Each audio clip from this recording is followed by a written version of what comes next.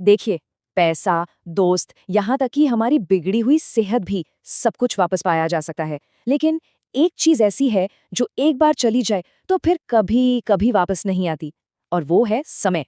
आज की हमारी ये कहानी एक ऐसे ही खोए हुए मौके की है जो हमें समय की असली कीमत सिखाएगी। तो चलिए शुरुआत इसी एक सवाल से करते हैं। कभी सोचा है कि ऐसा होता क्यों है?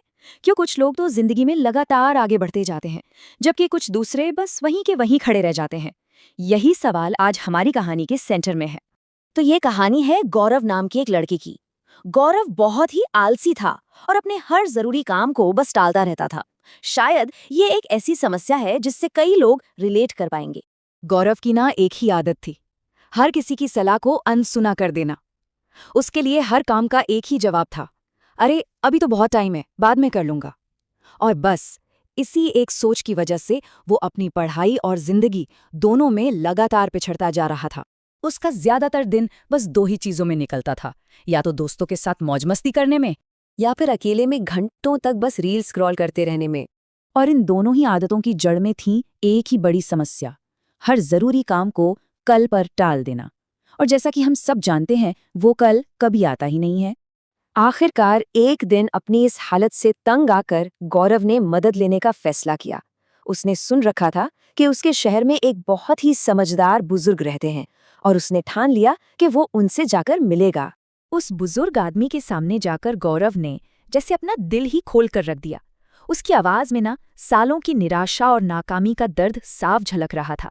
वो बस ये जानना चाहता था कि इस चक्कर से बाहर कैसे निकला जाए।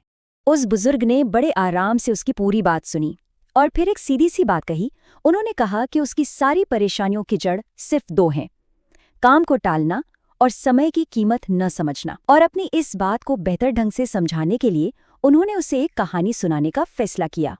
तो उस बुद्धिमान व्यक्ति ने एक कहानी सुनानी शुरू की। ये कहानी थी एक बहुत ही दयालु राजा की और एक बेहद आलसी आदमी की।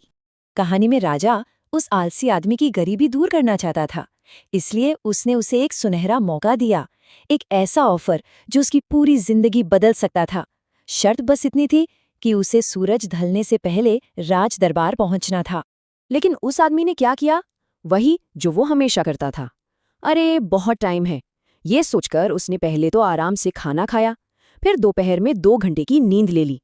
जब उठा तो बाहर गर्मी थी, तो एक पेड़ के नीचे जाके लेट गया और 4 घंटे और सो गया।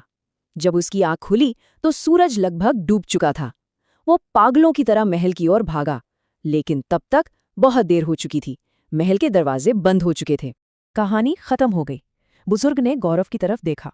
गौरव एकदम शांत था, चुप, क्योंकि कहानी वाले उस आलसी आदमी की हर गलती में उसे अपनी परछाई साफ साफ नजर आ रही थी। देखिए, ये तुलना बिल्कुल शीशे की तरह साफ थी। जैसे उस आलसी आदमी ने समय की कद्र न करके एक सुनहरा मौका गवा दिया, ठीक उसी तरह गौरव भी हर दिन, हर पल अपने मौकों को बर्बाद कर रहा था। दोनों की कहानी का सार एक ही था, टाला मटोल और फिर बाद में सिर्फ पछतावा। गौरव के पास न कहने के लिए शब्द ही नहीं बचे थे। उसे आखिरकार समझ आ गया था कि वो कितनी बड़ी गलती कर रहा था। उसने उस बुद्धिमान व्यक्ति का शुक्रिया अदा किया और एक नए इरादे के साथ अपने घर लौट गया। और बस उस दिन के बाद से गौरव फिर कभी पहले जैसा नहीं रहा। वो ये बात गांठ बांध चुका था कि उसकी सबसे बड़ी दौलत पैसा या कुछ और नहीं, बल्कि उसका समय है। और यहीं से उसकी जिंदगी की एक बिल्कुल नई शुरुआत हुई। सबसे पहले उसने अपनी सबसे बड़ी दुश्मन यानी कि टालमटोल की आदत को जड़ से उखाड़ फेंका। अब उसका एक एक मिनट उसके लक्ष्य को पूरा करने में लगता था।